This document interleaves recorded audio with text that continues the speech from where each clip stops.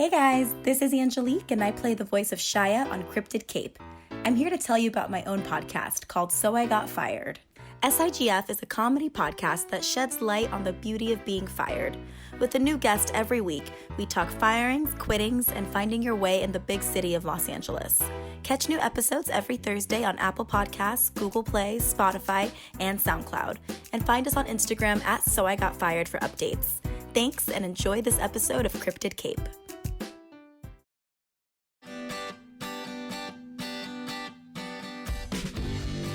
You are essentially the one-woman band running Water's Edge weekly. Maybe being in Water's Edge will be different.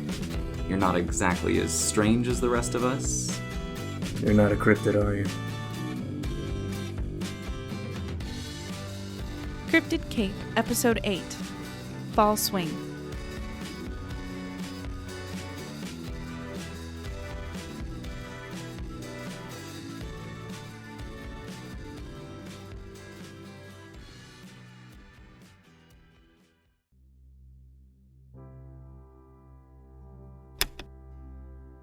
I'm supposed to be at work in 10 minutes, and instead, I'm sitting here in bed, still wrapped in a pile of blankets, unshowered, disheveled, talking into this dumb piece of metal.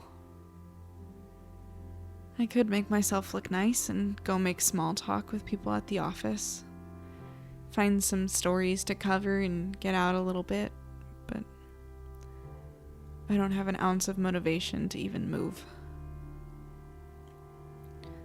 Everything's just become a giant, heaping mess, and anything I do to fix it is just going to make it worse. Lizzie hasn't talked to me in 5 days. Granted, I haven't tried to talk to her either. I know I upset her the other day, but maybe I had a right to. Sure, she was trying to help, but I never asked for help. And her idea of helping is apparently tracking my movements and looking into my brain, or whatever it is she does. And that seems like something you ask someone about before you do it. I don't know. I just don't want to deal with the whole situation right now. If she wants to talk to me, then great, we'll chat. But if she's not interested in hanging around me anymore, why bother? Ugh. I need something to get myself working again. Some motivation to find a new story or do some investigating. But the town safety breach is at a stalemate. Roger's pissed at me. The WEPD is still a little frustrated about the story. And Rory's been released back to human society. Jenkins and one of his officers apparently dropped him off on the edge of the Rutgers campus in the middle of the night after wiping his memory, and he found his way back to his dorm. It ended the local media frenzy, not before a few interviews with Rory not being able to remember what happened, but it seems like people are chalking it up to a weird, drunk-turned-runaway college student. I guess it's easier to chalk up a short disappearance to youthful stupidity than some frightening unknown. Fingers crossed no one starts looking into it much more. The WEPD's been out in full force lately, now that everyone in town knows what's going on. Everyone's a little more on edge, it seems. Parents are watching their children a bit closer, people aren't staying out as late, that sort of thing. Summer protocol's been put into effect, too, like Francy said, so everyone's disguised while out in public. I feel like I threw a wrench into the usual tranquility of this place. Glad my destructive tendencies have spread from hurting my immediate loved ones to screwing up an entire town. Didn't think it would take so little time. I must be getting better at ruining things.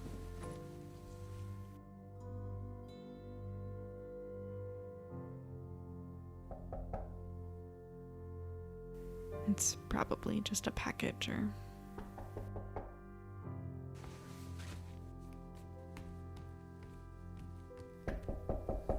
Avra, open the door. Come on, I know you're home. Your car's in the driveway. Francy? Avra? Francy, what are you doing here? Shouldn't you be at work? No, it's my day off. You know that if you were answering any of my texts. Can you open the door, please, so I don't have to keep yelling through it? I look like a mess. I don't care. Come on, your neighbors are looking at me very funny. Oh, Av, you look Terrible. like you need a cup of tea. Yeah, I could go for one, I guess.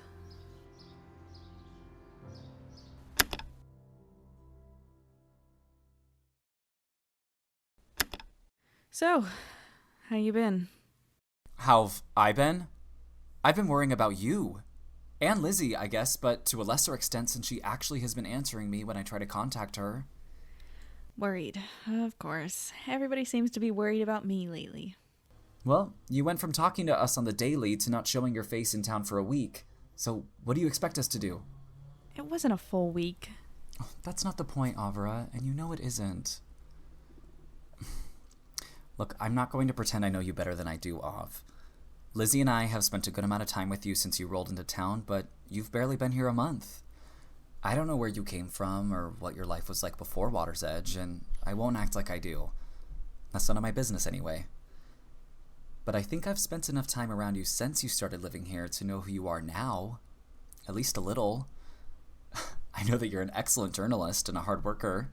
I know that you're quiet at first, but warm up to people in time and can be a great friend. I know from your decision of even staying in this town that you're way tougher than you think you are. And hell, I could be completely wrong, right? But I don't think I am. Okay. So? So, pardon me if when I see behaviors that run very counter to those observations, that I start to worry about you. That's what a friend does. And what if I said we weren't friends? What? You said it yourself. We've known each other a month. Well, I don't think friendship has an hourly requirement to be official. How could you trust me enough to be my friend if you barely know me? That's just the risk I have to take. Being vulnerable is part of being a person and having healthy relationships. I don't think that's too bad of a deal. Yeah. Vulnerability isn't something I've been aiming for lately. I can tell. I mean, it's fine if you don't want to be open with Lizzie and I yet, but let us be concerned about you, all right? It's okay to have people that care about you, and it's also okay to take some time to adjust. Okay. Thanks. Mm-hmm. Of course. Hey, thanks for the tea.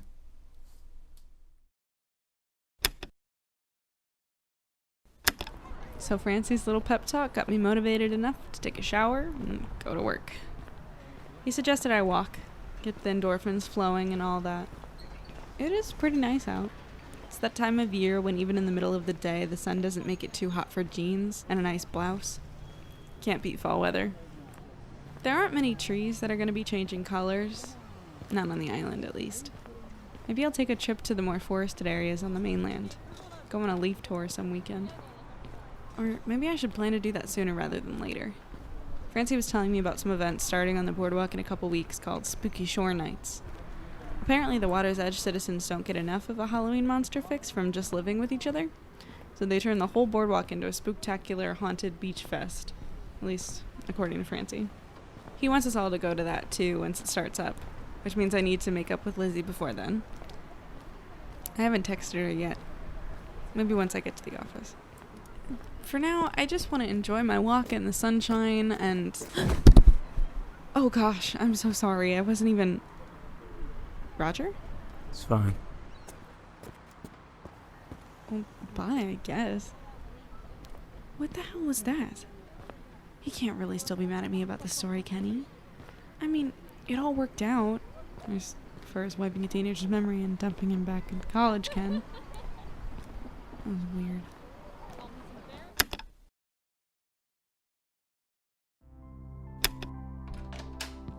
Afternoon, Avra. Hey, Clover. Hey, you've worked with Roger for a while, right? Sure have. Been his event coordinator for almost 8 years now. He's just a gem to work for. Yeah. Do you know if he's upset at me at all? I feel like I might have messed up a decision about a story. I don't know. He hasn't said anything to me about it. Well, now that I think of it, it's been a minute since I've seen him. He hasn't been in the office all week. Oh, I just saw him walk down Main Street. Seemed like he was in a hurry. What day is it? The 1st. Why? That's why he was in such a hurry. He's probably on his way to the post office to get this month's shipment of newsletters. Newsletters? Roger never told you? Oh, I tell you, he's a great boss, but sometimes he can be so forgetful. Well, I suppose we all can. Anyway, newsletters. Every first day of the month, Roger picks up a stack of accumulated newsletters from the other Cryptid Cape towns across the globe. Other cryptid towns? Oh, yes. There's 8 altogether. I'm surprised you didn't know.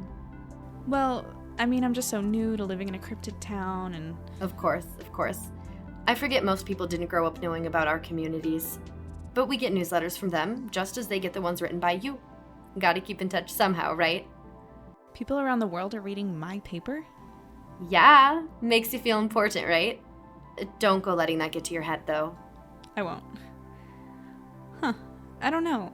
I mean, that makes sense, but he seemed kind of off.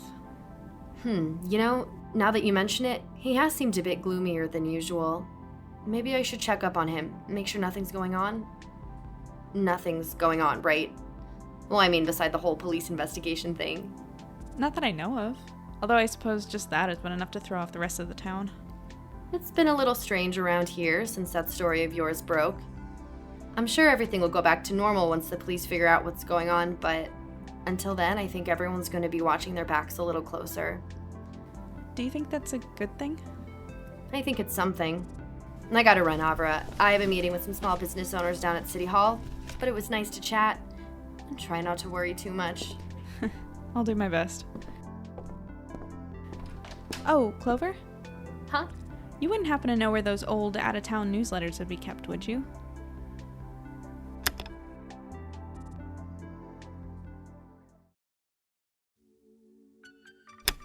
Oh my god. There were boxes upon boxes of newsletters in the office. I've been working here almost a month and I never noticed them. Although, they were tucked away in a closet, but like, the door was there. I could have opened it and been met with this avalanche of old newspapers at any time. I guess it's good I didn't until now because I never would have gotten my first issue out. These papers are just too damn interesting. So the archive seems to be somewhat organized. There's still stuff missing here and there, but it's easy enough to figure out. I think I've spent like an hour in here already. Although very possibly more. Just reading through the news from other places. Some of them are in different languages, which makes sense since not all the cryptid towns are in English-speaking countries. I've mostly had to skip those, except there have been a few that I've found that have translations in them on separate little leaflets. I'm not sure if someone here did the translation or someone back in the original town, but... Oh yeah, here's one written in Japanese that has a little leaflet. Looks like the town's name translates to Sunset Falls. So pretty. They're having a traditional kabuki performance at the town's theater. I mean, they were when this issue came out in March of 2011. The art of kabuki is coming alive again in Sunset Falls with a new group of actors, all descendants of the last kabuki theater's actors. They have been practicing for months, incredibly dedicated to the craft and traditions, and are excited to share the show with friends, family, and fellow cryptids this Saturday evening at 7 o'clock. You know, it's funny. As I've been reading through these articles, I've been forgetting that they're from cryptid towns until something like that, fellow cryptids, pops up and reminds me. They all seem so normal, I guess.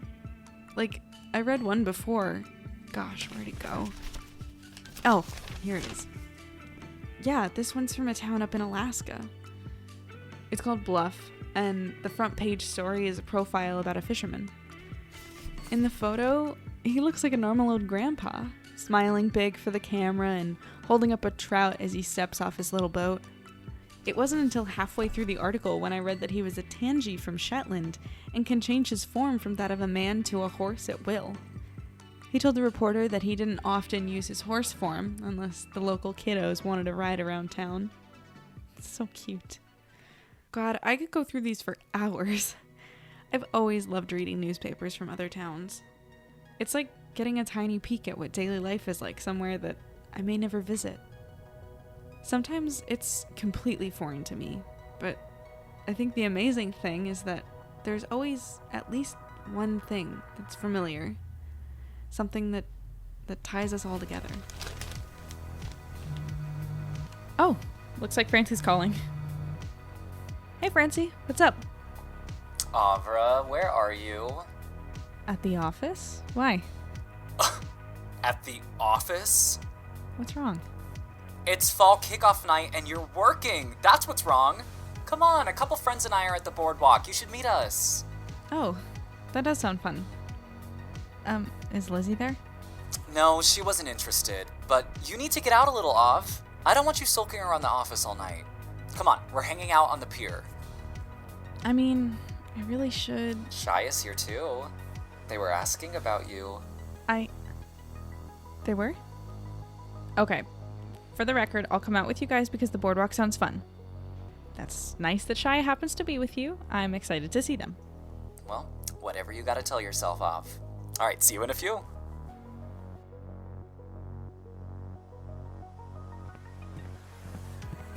Avra! Hey, Avra! Oh, there they are.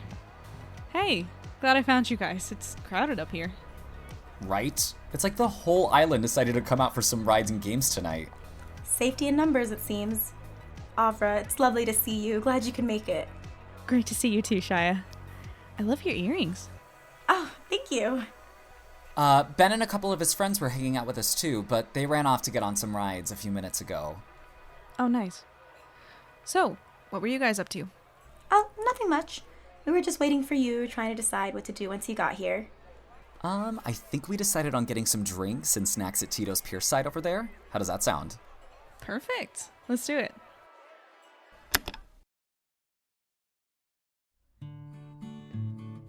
Tito's Pierside Bar and Grill is a cute little tiki bar that faces the water, so it was a perfect place to relax and chat while enjoying the lively and chaotic boardwalk environment. We ordered a couple fruity cocktails for Shia and I, and a soda for Francy, since he's got a few more months before turning 21.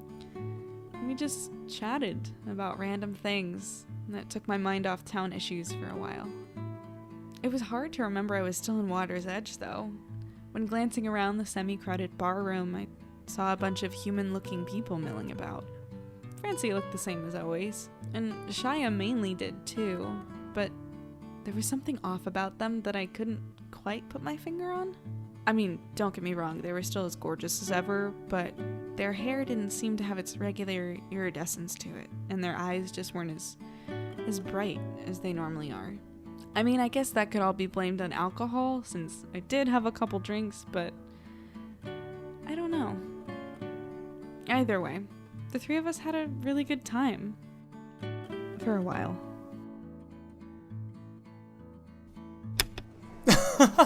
And I mean, he was cute, but there was no way in hell I was going to give him $40 for a speaker that was in such awful shape. Like, I don't care how green your eyes are, honey. That stereo does not look good. Oh man, it is so wild what junk people try to sell. Sentimentality doesn't come cheap these days. Mm-hmm. Yeah, I mean, there was this other time when... Oh, hold on. It's Lizzie. 2 seconds. Hey, Liz. What's up?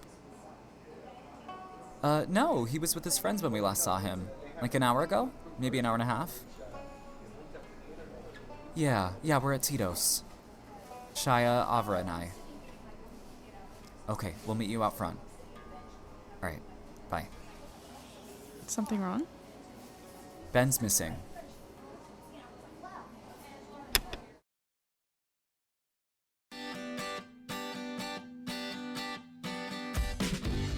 Thanks for listening to episode 8 of Cryptid Cape, Fall Swing. The show is created and produced by me, Victoria Pereira. I also voice Avra. The voice of Francy is Aubrey King. The voice actor of Roger is Christopher Medina. The voice of Clover is Chloe Loos. The voice of Shia is Angelique Fustukjian. Our theme song is Pink Night in Ohio by Ryan Anderson. The other songs used in this episode are Passing Time by Kevin MacLeod, After All by Geographer, That Night in Your Car by Spaz Cardigan, Alaska Sky by Patrick Patricios, and Spanish Rose by Chris Haugen. Our cover art was created by Christy Duprey. Be sure to subscribe to Cryptid Cape so you don't miss our next episode. We publish every 2 weeks. Also, be sure to follow us on Twitter and Instagram at Cryptid Cape, or on Facebook at Cryptid Cape Podcast. Share this episode with friends, or leave a review if you enjoyed it. It means the world. See you next time!